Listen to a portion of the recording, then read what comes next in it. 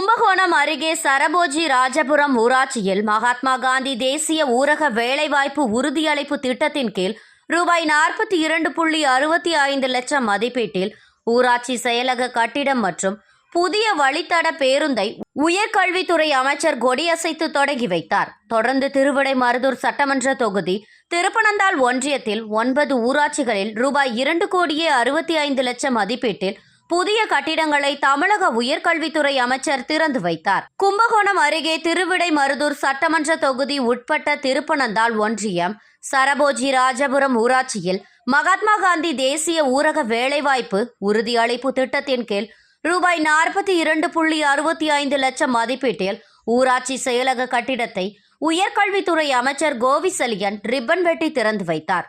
தொடர்ந்து வேட்டமங்கலத்திலிருந்து அணைக்கரை திருப்பனந்தாள் வழியாக கும்பகோணத்திற்கு தடம் எண் 34A பேருந்து சேவை இயக்கியத்தையும் தொடக்கி வைத்தார்.